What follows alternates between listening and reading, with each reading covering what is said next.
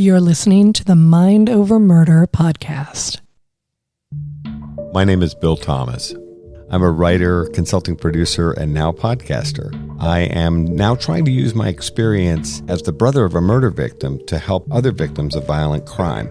I'm working on a book on the unsolved Colonial Parkway Murders, and I'm the co-administrator of the Colonial Parkway Murders Facebook group, together with Kristen Dilley. My name is Kristen Dilley. I'm a writer, a researcher, a teacher, and a victims advocate, as well as the social media manager and co-administrator for the Colonial Parkway Murders Facebook page with my partner in crime, Bill Thomas. Thank you so much for coming. We're so excited to have you here for this live podcasting event. This is the very first time we've hosted a podcast, let alone one that was also live recording at the same time, so we're excited about it. I don't know if you're familiar with the Mind Over Murder podcast. How many people listen? Wonderful. Yay. Wow. So I'm guessing you might know two of these people up here and maybe more. We wanted to welcome Kristen Dilley and Bill Thomas along with their guest,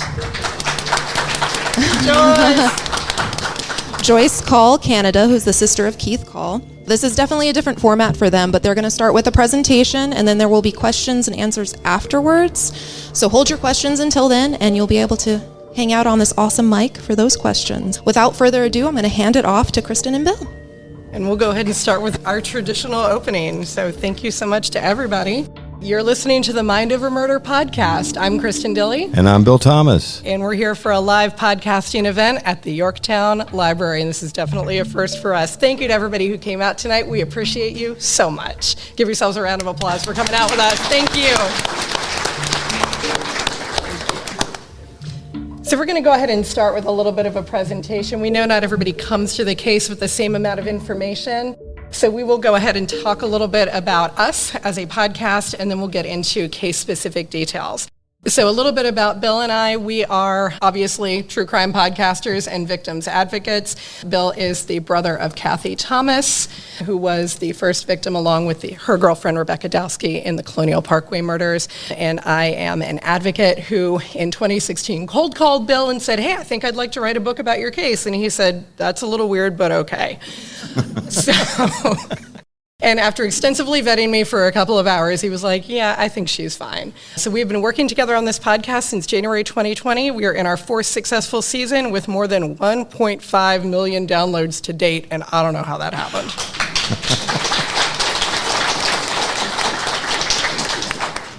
We are dedicated to exploring and discussing all of the facets of the Colonial Parkway Murders case, forensics, investigations, suspects. We rile up the FBI occasionally. They don't seem to enjoy that very much, but we get some fun out of it, right? Fun might not be exactly how I'd put it, but... Our goal ultimately is to be advocates for the victims and their families like Bill and Joyce, and we want to thank you guys again so much for being here tonight for our very first live event. This is very new and a little terrifying, but we're just going to do our best. Yeah, because usually when we're doing the podcast, now I live in Connecticut, Kristen lives in Williamsburg, just down the road. I guess that might be up the road. Anyway. Whichever direction. Over there. Normally, when we're doing Mind Over Murder, we're just looking at each other. And for example, if we have Joyce on as a guest, so there might be two people on the screen in front of you. We're doing it remotely, and we know we're talking to ultimately millions of people, but you try not to think about that, and you're mostly focused on the conversation and maybe your notes in front of you and talking to your guest. Kristen said earlier, we've never done this with a room full of people, so this is all an experiment. I do teach in front of teenagers on the regular, so you guys are a much less demanding audience. Thank you for that. You're not as tough as a room full of teenagers. We hope that you enjoy the presentation this evening, and we are happy to take your questions afterward. Also, so far, I don't know a lot about the teenagers you teach, but based on what you've told me, these folks seem better behaved. Generally, yes. Yes, absolutely. Thank you very much for that, by the way. So obviously, we've done some brief introductions already, Bill, Joyce, and Kristen, and we want to spend a little bit of time before we start letting Bill and Joyce talk about their loved ones. Bill, can you give us a couple of words about Kathy to start us off, please? The Colonial Parkway murders begin, sadly, with the murder of my sister, Kathy Thomas, who was 3 years younger than I am, along with her girlfriend, Rebecca Dowski, whom we had not met at the time of their murder. We were supposed to meet Becky, her new girlfriend, at Thanksgiving that year. And those of you that know anything about the history of the case know that Kathy and Becky died in October 1986. A little bit of bragging about Kathy. She really is an amazing pioneer. Let me give you a few facts about Kathy. None of this is as a result of anything I did. This is my sister's doing. She was graduate of the United States Naval Academy in the second class with women at a time when, I wouldn't be exaggerating at all to say this, the Navy was extremely unwelcoming of women heading towards command. The Naval Academy wasn't much better. So there was a tremendous amount of flat-out harassment, and they were made to feel incredibly unwelcome. And this carried over, by the way, into the fleet. So when I meet young naval officers, both women and men, now I love hearing, no one's saying it's perfect. The military is always going to be a challenging career choice. It sounds like things have come a long way. Clearly, we all know, especially the women in the room, that we have a lot more work to do. Kathy and her classmates are an amazing group of women and men, but those women in particular really stand out. Kathy's a graduate of the Naval Academy. My father, Joe Thomas, graduated from the Naval Academy as well in 1953. My older brother, Richard, graduated from Annapolis in 1975. They're the first father, daughter, son graduates of the Naval Academy. It's happened a bunch since, but somebody had to be first, and it was Kathy. She graduated and she served in the Navy for 5 years. She served aboard the submarine tender, the L.Y. Spear, which was home ported here in Norfolk. She made a decision to leave the Navy after 5 years. If you go to Annapolis or any of the service academies, they educate you for 4. You owe the services 5. She made a decision to leave the Navy as a result of being investigated for being a lesbian, which she was. And she felt like this wasn't the right time or the right place for her, despite the fact that she had hoped to have a long Navy career like my dad had and my older brother Richard did. She was working as a stockbroker in Virginia Beach at the time of her death, and she's survived by me. I'm her middle brother, my older brother Richard, and our younger brother Jack Thomas. We also have a half-sister through the wonders of DNA, the amazing things you can discover on Ancestry.com. You have a half-sister you don't know anything about, Stephanie, as well. And then Joyce, why don't you spend a couple of minutes and tell us a little bit about Keith, who you can see on the screen Keith, right back there. Keith, Lean into your microphone. Do I have to? Joyce, by the way, loves public speaking. It's her favorite thing. Keith was my younger brother. He's 7 years younger. There was 5 of us in the family. He turned 19 on March 8th, and he was murdered on April the 10th. So just a month after he turned 19 years old, he was still a kid. I still called him a kid. He was attending his first year at Christopher Newport College. It was then Christopher Newport University, and he was going for computer science. He liked computers even back then in 1988, before they were the thing. He was really into it. All in all, I didn't get beat up by Keith like my younger brother Doug did here. So I said, all in all, Keith was just a regular good kid. I know he wasn't perfect, but he went to school. He was going to school. He worked part-time. He graduated from high school. He was happy. He enjoyed harassing the youngest brother here, Stephen, a lot, and just he had his whole life ahead of him. So it was 5 of us in the family, so it could be a little chaotic at times. And I don't know, he just left one evening to go out with a friend and never came back home. That was it. That's what happened. Thank you, Joyce, for telling us about Keith. Does bring us to our overview of the Colonial Parkway murders. Now, because many of you have said that you are fans of the podcast, thank you. You're probably very familiar with the overview that we're going to give you, but we are going to get into some territory that you may not be familiar with. So if you're familiar with the case already, just hang in here with us for a couple of minutes. So as you can see on the map behind us, and it's also on the screen right behind you, by the way, in case you don't want to look over our shoulders, the Colonial Parkway murders essentially are a series of 4 double homicides from 1986 to 1989, with recent events unfolding, the way that we have also learned that there is another case with relation to the Colonial Parkway murders, and that is the murder of Teresa Howell in 1989. So at some point or another, we're going to have to update this map. Yep. So the Colonial Parkway murders victims are as follows, and I would like to put them up here on screen so that you can see them. Anna Maria Phelps, Rebecca Dowski, Cassandra Haley, Kathy Thomas, Daniel Lauer, David Knobling, Keith Call, and Robin Edwards. Let me add something here, too. We have postcards here, which we want to encourage you to take, particularly the postcards about Alan Wade Wilmer. We'll be talking about him in a minute. The photographs of the victims and that map, which we actually reference all the time. All of them are there available. So if you flip over the postcard, there's the map on the back side with all of the detail that you're seeing there. And A, we really appreciate your interest, but B, we know we're going to hit you with a lot of information tonight before we get to the questions and answers. So that's what those are there for. So please feel free to take them, especially the Wilmer postcard, which we just had printed up specially for tonight. Bill, you're typically tend to do the best summary of this. So do you really quickly want to go through a quick summary of the 4 cases? We'll continue. Okay.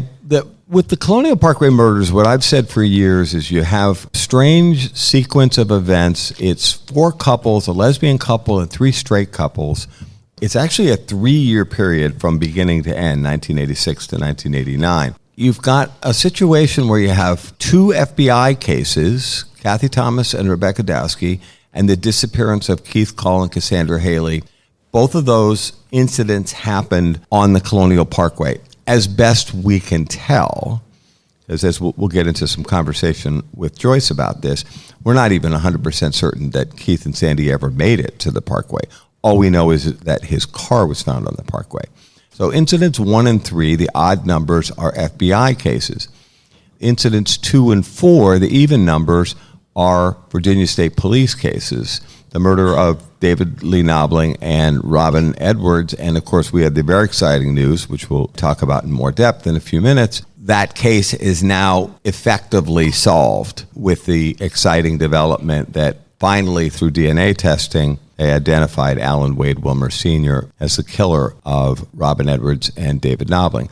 Skipping ahead to incident number 4, Daniel Lauer and Anna Maria Phelps, they are traveling along Interstate 64 over Labor Day weekend, and they are found probably stabbed to death at a hunt club off Interstate 64. Kristen and I, we spent a tremendous amount of time discussing this case with other family members.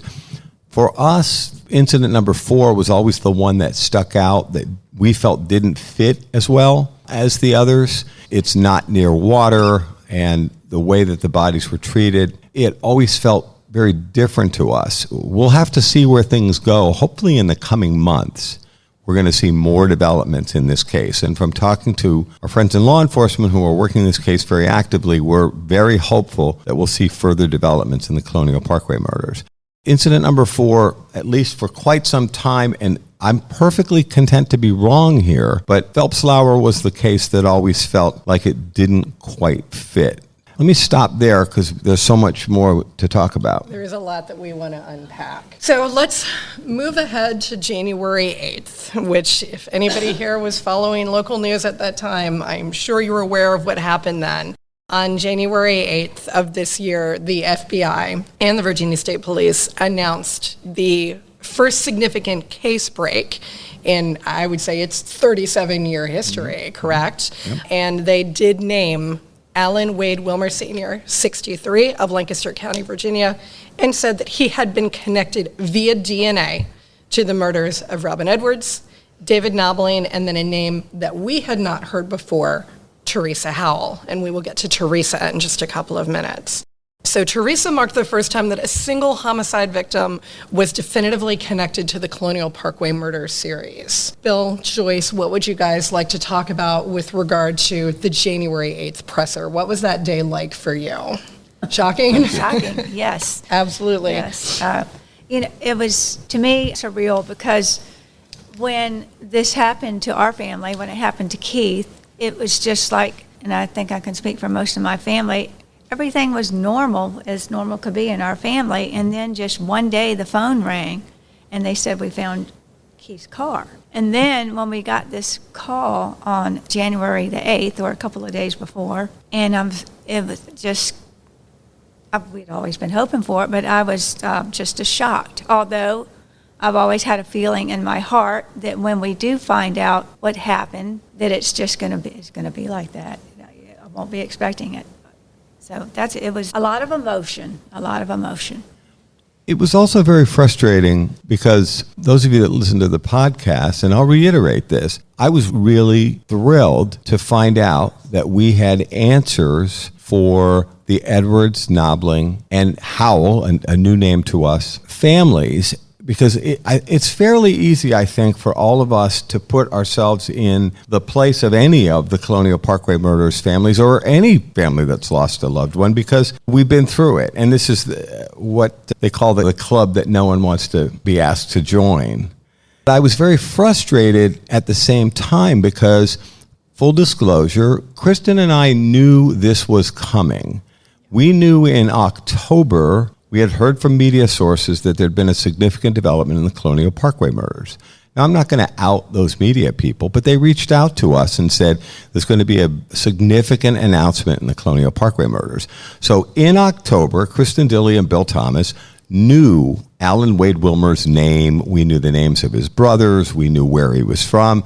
We actually had a fair amount of information that was then presented to the public on January 8th. But I was very frustrated, and still am, that the FBI and the Virginia State Police didn't answer questions from the reporters that were there in a very straightforward manner. So it's frustrating and even maddening to know the facts of a case. And although it's good news, no one's dancing a happy dance here. But when you've been looking for answers for over 30 years, to find out who killed your loved one, your son, your daughter, your brother, your sister, that's a significant moment. But at the same time, when you know the details of the case and you hear questions, and I knew the answers to those questions, and the Virginia State Police spokeswoman, and I'm not blaming her personally, she literally refused to answer the question, which was asked twice. When did Alan Wade Wilmer Sr. first move onto your radar? I don't think that's an unfair question. I really don't. And it was asked twice, and they refused to answer the question twice. And as the brother of a murder victim, I think that's outrageous. And I still think it's outrageous 3 months later, and I'm still mad about it, as you can probably tell. Is it time for Bill to go on one of his rants? I think, are we warming up? I think that was one. Okay, all right. I want to make sure. I have a feeling there's going to be more, though. But I want to clock this. We'll see. We are. The one thing that we did learn that was new information to both of us, and probably Joyce, I imagine this was new to you as well, correct? The identification of Teresa Spala Howell, who disappeared from outside the Zodiac Club in Hampton on July 1st, 1989. Teresa was identified after a missing persons report was filed on her behalf on July 4th, 1989. We had no knowledge of Teresa's case at that point. We learned it right along with everyone else. That was particularly interesting information. We have been in touch with Teresa's family, and we are eager to learn more about her and share more about her with all of you. Joyce, is there anything you want to say? I know your family was briefed 2 days before the press conference, privately. So the Call and Haley families were briefed privately beforehand. Is there anything you can or are willing to say about that private briefing? I was thinking of the actual face-to-face. When we went in, one thing I will say is that they suggested fairly strongly that Alan Wade Wilmer was one of the first suspects in our brother's case. We had heard my father talk about it. We were all young back then, so I remember even hearing my father talk about it. They didn't have a name. He didn't have a name, but they were talking about the Waterman. And then to find out that they had this guy from the very beginning was pretty overwhelming. In the meantime, a lot of my parents have died. They didn't get to find out. So he's still not linked by DNA yet, but we're working on it. They strongly suggested that he is connected. And I think one of the things that's troubling about the January 8th press conference, which is 2 days after they met with the Call and Haley families, so after telling the families, we believe this man is responsible for the disappearance and likely homicide of Keith Call and Cassandra Haley, they won't say it publicly. And it's 3 months later, and they still haven't said it. For those of you that follow the news locally, after Blaine Pardo, who wrote the book on the Colonial Parkway Murders, A Special Kind of Evil, myself and other local media people called them out on it, they did quietly admit that Alan Wade Wilmer Sr. was suspect number one in Keith Call and Cassandra Haley's murder. But why does it take the families and media people calling out the FBI and the Virginia State Police to get them to say something which is factually correct? He was the leading suspect. Now, they haven't said definitively to Joyce and her family that they know for a fact that it's him. He was questioned. He was interrogated on more than one occasion. He was given, we believe it may have been 2 polygraph examinations. And he passed one, and the other one was a neutral, neither we can't tell if he's telling the truth or not telling the truth result. And ultimately, they let him go. And it's really frustrating to know this story. I heard this story in 1988 at the time that it happened. His name was never attached to it, but we were told by the FBI that they had questioned this man and they had given him a polygraph and they let him go. It's only a few months ago until we find out what his name is and the fact that he died in 2017. No one's making this story up. My father told me this story in 1988 because he was in touch on probably a weekly basis back then with the FBI agents who were in charge of the case. I think it's also a good point to mention it is as a direct result of the fact that he was polygraphed and let go. Teresa Howell died a year later. Let's not gloss that over. They let him go, and as a result, she died. I think it's really important that the FBI get transparent about this. As a result of their negligence, someone died. When you get the sense that they're not happy with me in particular, let's be frank here. As I said in a television interview with one of the stations earlier today, this can't be about reputation management. We understand it's been 37 years since the start of the Colonial Parkway Murders. We get the fact that we didn't get here without problems and mistakes, but mistakes happen. The focus has to remain on solving these cases, not about preserving the reputation of the FBI and the Virginia State Police. I think as a citizen, I live in Connecticut, I don't live here in Virginia. I think it's outrageous. You can't be more concerned with how your agency looks than you can about being honest with people. And I'm talking about the citizens of Virginia, not necessarily just the family who are talking to you this evening. Solving a case needs to be the principal focus of an investigation, not covering up your mistakes.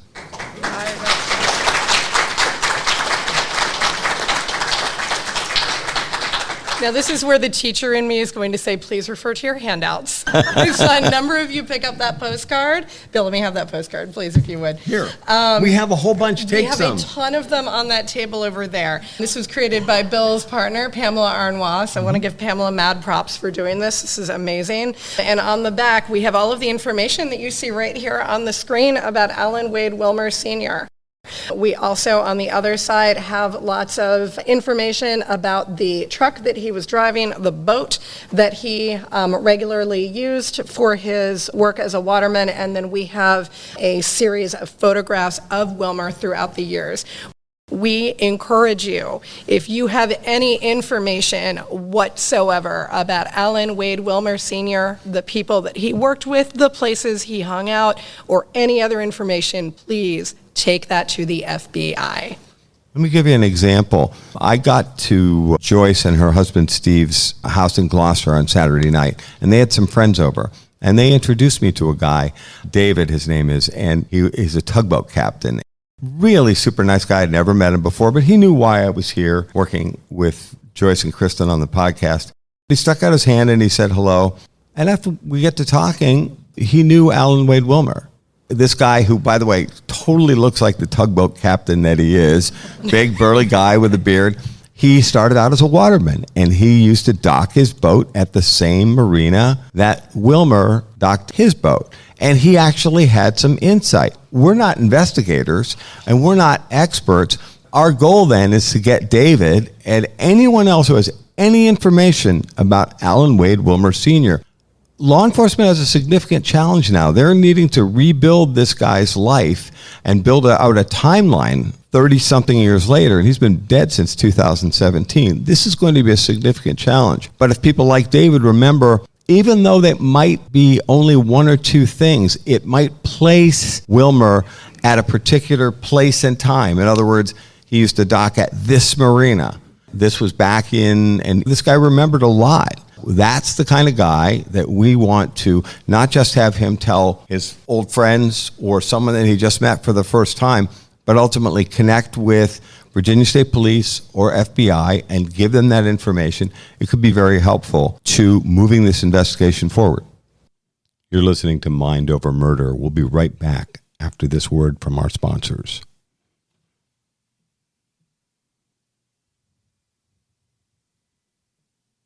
We're back here at Mind Over Murder. No tip is too small. Anything that you may know, you don't know what's significant. The FBI may find something very significant that you think is maybe just a little detail. So please, no matter what you know, no matter how small it is, please send that information into the FBI. The email and tip lines are right up there. They're also on this informational postcard. We printed up 4,000 postcards for tonight's meeting. We really want you to take a stack of these postcards because someone you know, probably going to be an old timer like my age or maybe even older, if there is such a thing, they may know something. And we really need the public's help here. Feel free to take a bunch of postcards. So we had alluded to the fact already that one of the things that was unsaid at the presser is the fact that Wilmer was suspect number one in the disappearance of Keith Call and Cassandra Haley. What we have not mentioned yet but would like to get into is the fact that he did have a known history of harassing couples on the Colonial Parkway. We have had people reach out to us with tips again and again alluding to this very startling history of harassment. Do you want to go into that a little bit? And then Yeah. First of all, we've had some fantastic conversations with a number of people. And then, of course, there's all my new friends from Lancaster County, Virginia, which is new to me. We've learned a lot in the last 3 months. One of the things we've learned, though, is very disturbing. A number of people have come forward. And, of course, we are urging these people to talk to law enforcement because talking to Kristen and Bill or Joyce is great. But ultimately, you need to put this information in the hands of the investigators. A number of people have come forward and said they were harassed by a guy who matches Wilmer's description. Remember, this guy's 5'5" tall. He is definitely shorter than the average. He's a big guy. He's pretty buff, actually, but he's very distinctive. And we have very good photographs, thanks to the Virginia State Police and the FBI, with age progression that show what he looked like over the course of his life. What some of these people are telling us is, particularly two news stories came forward to me, people that were parking down near the Yorktown... the Victory Monument. Victory Monument. They were harassed by a guy who came up very aggressively. He behaved like a cop, but he was dressed like a mechanic, like in a jumpsuit. Banged on the window, demanded that they roll the window down, demanded driver's licenses, interestingly not registrations, which are those of us that have been pulled over like me know they ask for your license and your registration. For some reason, he would only ask for driver's licenses. But remember now, we're talking about young people. That's when I was getting stopped by the cops too. He demanded driver's licenses, and he actually did manage to get the driver's licenses in most of these examples. And then he goes back to his truck, and guess what? He's driving the same truck that he is in this picture, this very distinctive blue-green truck, which is how he originally got onto FBI's radar. He terrified these couples. Now, these couples live to tell the tale, because here they are talking to us and law enforcement all these years later.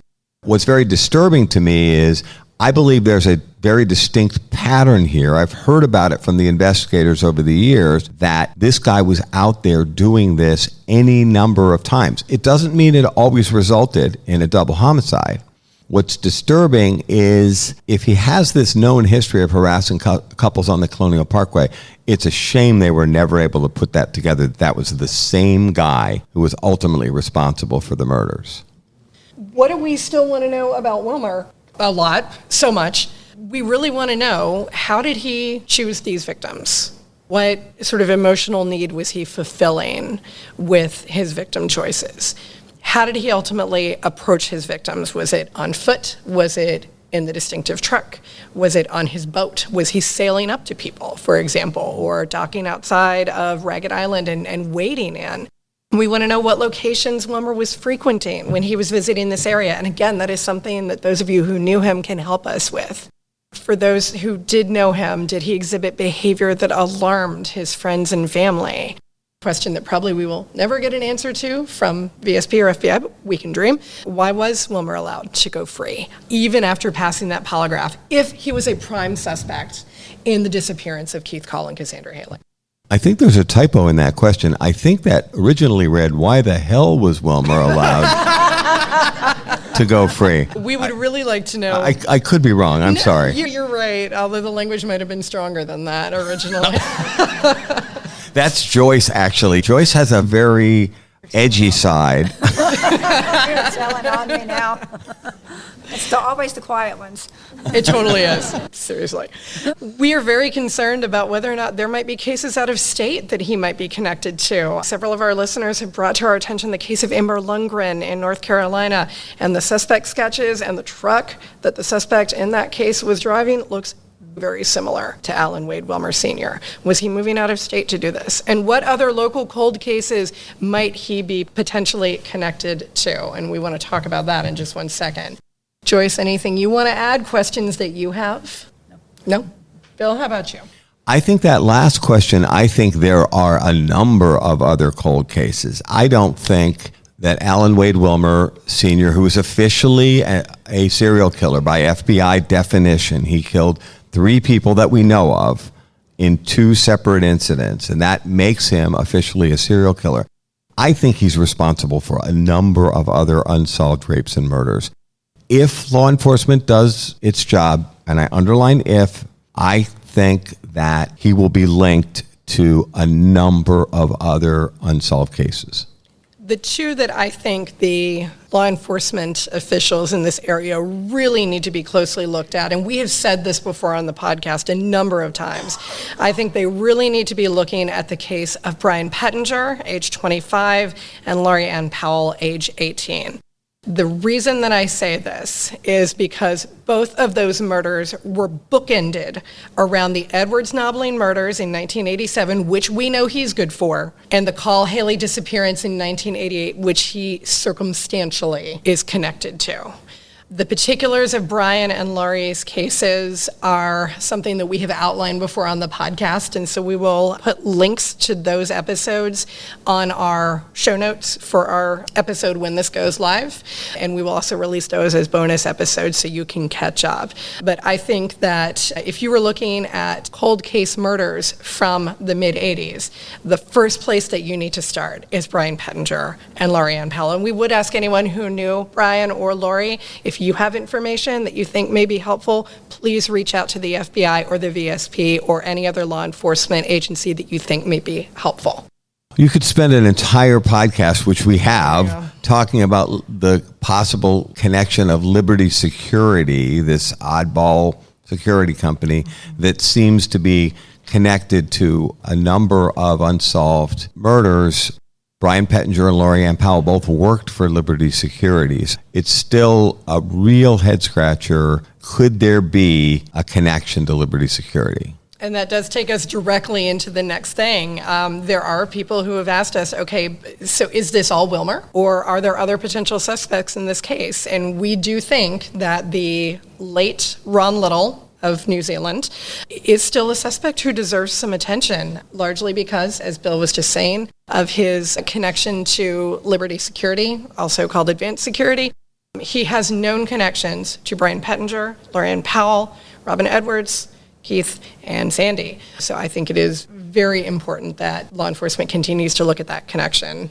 In addition to his criminal history here, he also has a significant criminal record in New Zealand. I know you're doing some work with the folks at New Zealand on that, correct? Yeah, television producers from New Zealand are coming to meet with me this Saturday and Sunday to talk to me because they're interested in exploring Ron Little's connection to the Colonial Parkway murders, Powell, Pettinger, and then a series of unsolved murders in New Zealand.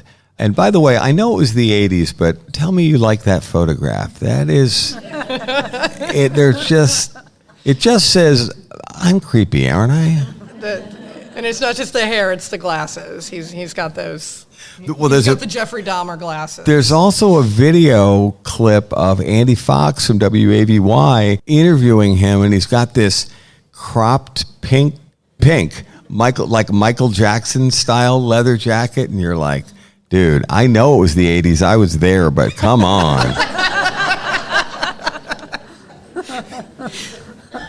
Do you want to know how old I was in the 80s, Bill?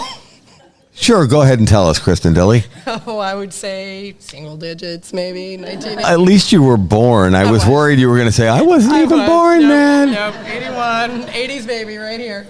Joyce, how soon into the investigation was your family aware that Ron Little that his name had come up or that Liberty Security had become an issue of concern? It's been so long ago. I don't remember any exact times, but I know it was fairly soon. His name has been linked ever since I can remember, really, him and others. I think he's worth a look, and I would argue, too, given what has recently come out about Wilmer and the polygraph, I would say that anyone who has previously been cleared by a polygraph, let's give them a second look as well, just in case. One of the questions that we've been asking ourselves recently, and I'm going to let Bill do most of the speaking on this, I think, is should we even still be using the term Colonial Parkway Murders? Because one thing that we have noticed is that law enforcement is making a notable effort to divorce the Edward Nobbling cases from the rest of the Colonial Parkway Murders series. They are now referring to them as the Isle of Wight murders, and we have never heard them called that.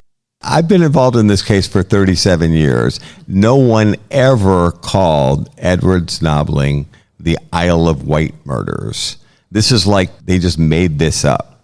So that has led us to wonder, what is it that they are trying to accomplish by divorcing that case from the rest of it? And so we have had to ask ourselves, do we need to still be using the term Colonial Parkway Murders, or should we be calling it something else?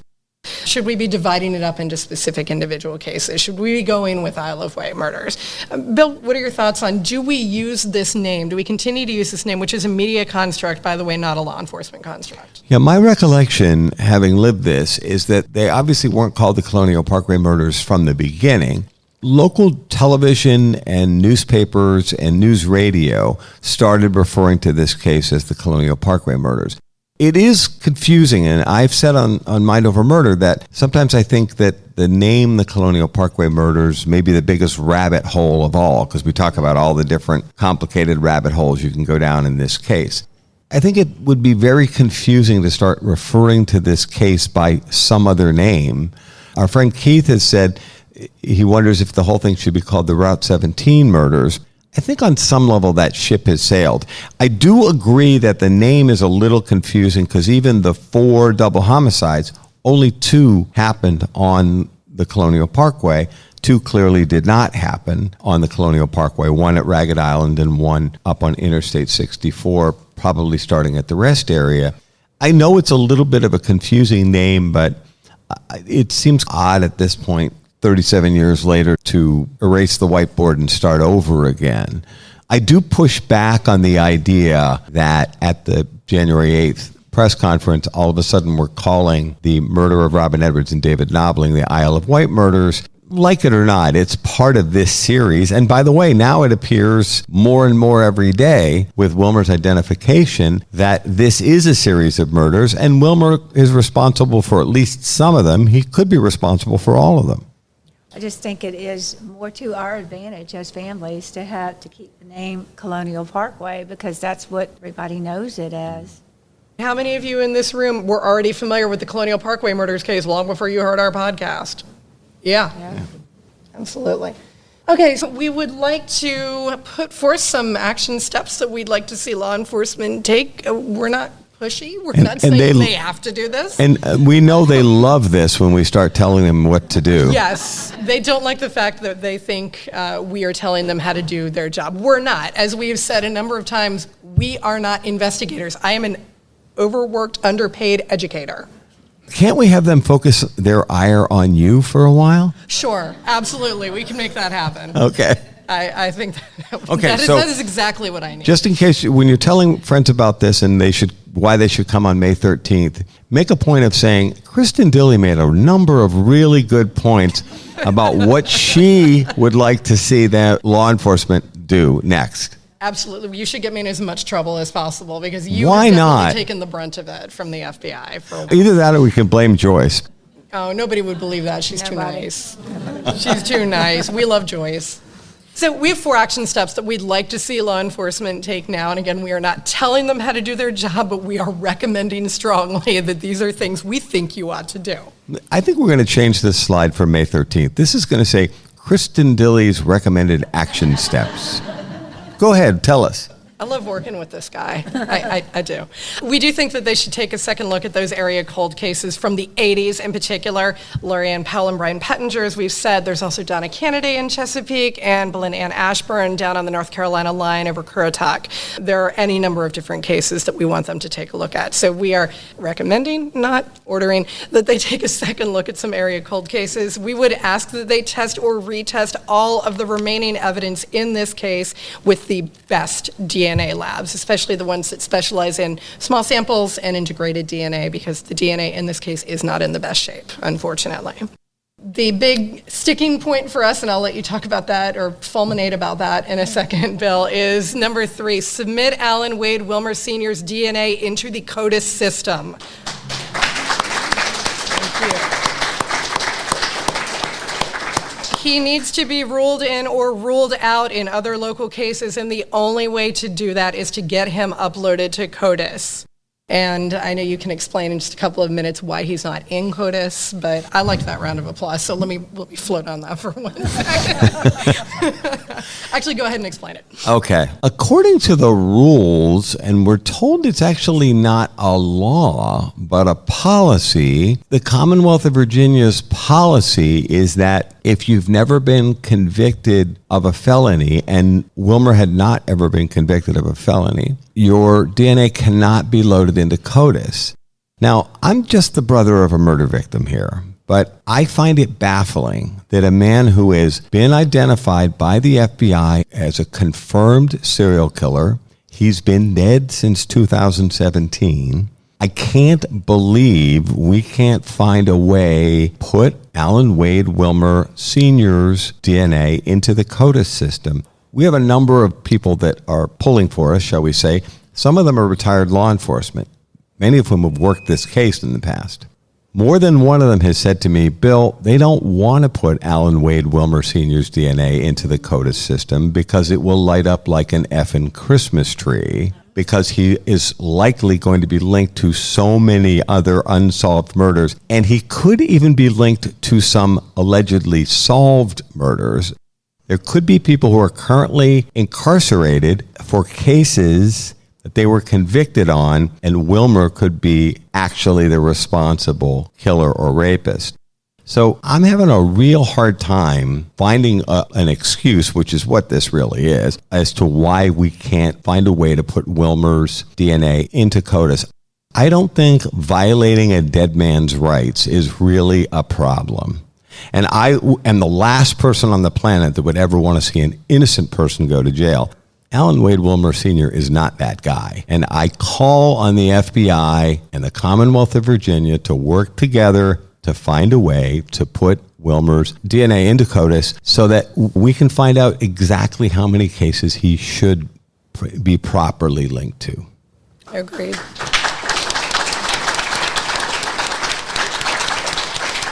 As you said, Bill, the question really does come down to this. Why do the civil rights of a serial killer trump the rights of the family members of a murder victim to find answers? Yeah. The other thing that we would like them to do is to look for single and double homicide cold cases in surrounding states, not just Virginia, North Carolina, and Maryland. For example, places that are easily accessible by boat.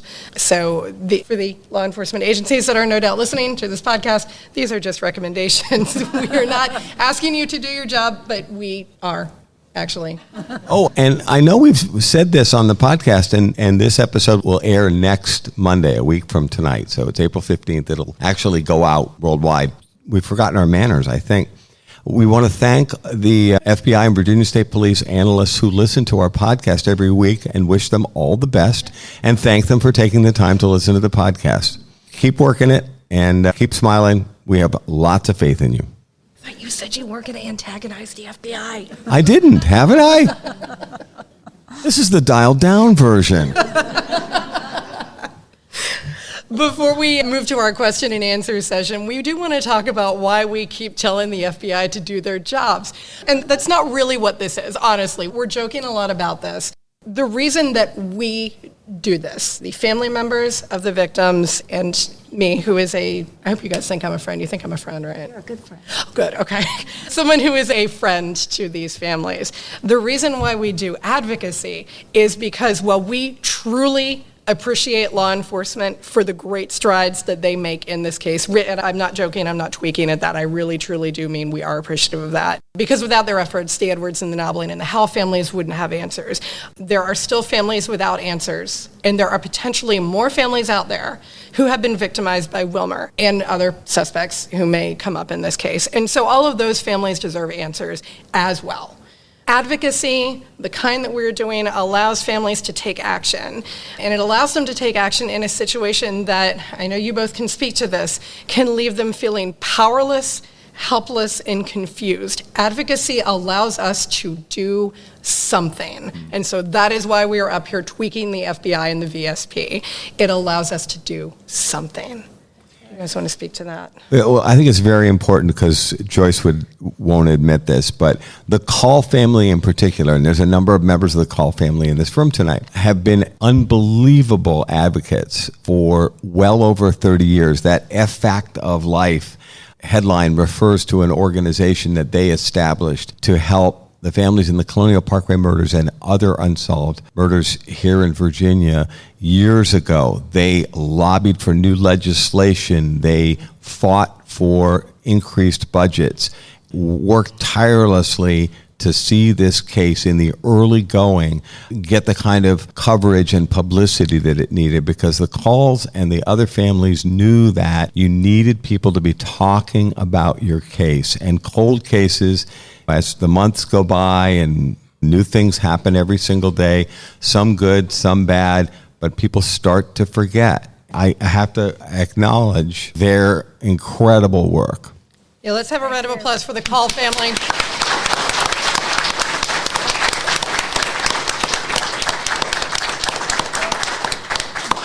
Do you want to speak to that, or did we embarrass you too much? You embarrassed me, but I will say that my dad and my aunts and a lot of people, when this happened back in the 80s, like the Noblings, and a lot of them had got together because I was very young then and my brothers were young. They didn't know what else to do. There was nothing to do. So they kept it going that way, and they would have meetings every week, and they would have speakers, and they would write letters, and there wasn't cell phones or anything back then. They spent a lot of time doing all that, and it was hard on my family and all the other family members, and I remember watching it. When my father died, he died very young. He died in 1996. Some years went by. Nobody was doing anything. I can just remember sometime laying in the bed at night saying, I don't know what to do. What am I going to do? Because I was never brought up in law enforcement. We were just thrown into this. It just happened. I had no experience in this, and that's when I was like, Facebook was just starting to come out, and I'm like, I can start putting it on there. That's when we started drumming up a lot of support again, and that's how I met Bill. Mm-hmm. It's just, what do you do? I don't know what to do. Just reach out. The Call family does run Whatever Happened to Richard, Keith, Call, and Cassandra Haley on Facebook. We do encourage you to join that if you have not done so already. They also run the Colonial Parkway Victims Gone But Not Forgotten page. And then Bill and I, of course, run Colonial Parkway Murders and the Mind Over Murder podcast pages. So a lot of times, as Joyce was just saying, advocacy through social media is the best alternative that we have because we can't go out there and beat the bushes and search and do various other things. This is what we can do. This is what we have. So this is why we advocate. Let me add something here. I believe actually that the Call family who started the Whatever Happened page, I actually believe you may be, to my knowledge you are, the first family group to use social media to solve an unsolved murder. You'll notice even the page doesn't even mention the word murder. My sense of it was that Facebook was even a little uncomfortable. They use social media before anybody else. I actually think they may be the first families in the country to do this, and that is incredibly important and innovative and leads us to where we are today, which is getting closer to answers.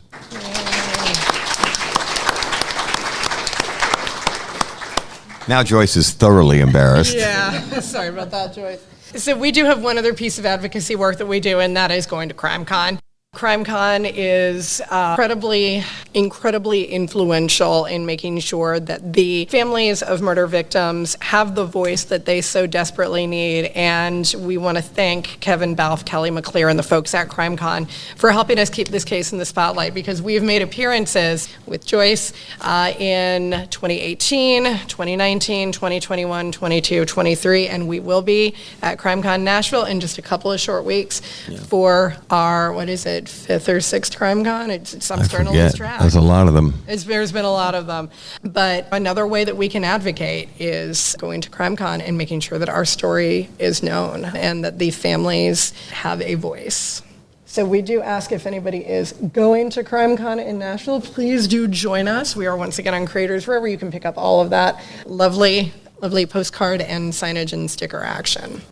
All right, I think we're getting down to the Q&A portion, but we do want to mention one thing that always seems to come up, and that is this concept of closure. So people use the term closure, and it is, you've said it before, Bill, and I agree with you, it is kindly meant. It truly is. But I think it's important for everyone to understand that there is no such thing as closure for families who have lost someone to violent crime. There can be answers, and a lot of times those answers are incomplete or unsatisfactory. Knowing who committed a crime does not mean that you understand why it happened to that loved one. And sometimes, if you're lucky, there is justice, but even that, I'm sure, is cold comfort. So the Edwards, the Nobeline, and the Howell families, and hopefully very soon the Calls and the Haleys, will have answers, but they do not have closure. And because Wilmer has died, there is no way to see justice done in this case. We do ask that you reframe the word closure, because it really is not possible for someone who has lost a loved one to have closure. And just as a way to close this portion, I want to keep in mind where these victims should be today. As of 2024, had they lived, Robin Edwards would be 51 years old. Anna Maria Phelps would be 53. Cassandra Haley would be 54. Laurie Ann Powell would be 54. Keith Call would be 56. Daniel Lauer would be 56. David Nobeline would be 57. Becky Dowski would be 59. Brian Pettinger would be 61. Terry Howell would be 64. And Kathy Thomas would be 65 years old. These victims deserve to live, and now they deserve the only kind of justice that we can get for them, and that is to know the name of their killer. So we implore the FBI and the VSP, please do everything that you can to find answers for these families. So maybe some of the folks that are here tonight, if they have social media, they can do that, and maybe could lead to some more tips. We would love that. We would love that. Thank you very much. Yeah, absolutely. Please do feel free to take those, share those, post them everywhere. Our goal is to get as much information out about the case and about Wilmer. So I think we're going to wrap it up. That is going to do it for this episode of Mind Over Murder live at the Yorktown Library. Thank you so much for joining us. We'll see you next time.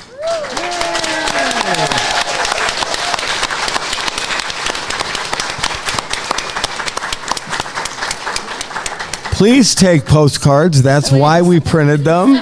And thank you all. And thank you to Beth and the library staff, they did an incredible job. Thank you very much. Thank you guys so much.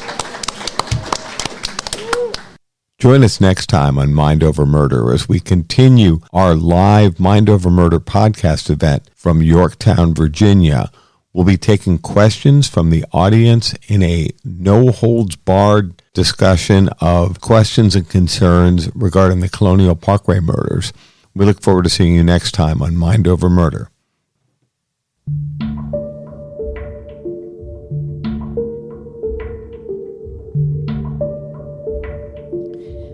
Mind Over Murder is a production of Absolute Zero and Another Dog Productions. Our executive producers are Bill Thomas and Kristen Dilley. Our logo art is by Pamela Arnois. Our theme music is by Kevin MacLeod. Mind Over Murder is distributed in partnership with Crawlspace Media. You can follow us on Facebook, Twitter, or Instagram. You can also follow our page on the Colonial Parkway Murders on Facebook. And finally, you can follow Bill Thomas on Twitter at BillThomas56. Thank you for listening to Mind Over Murder.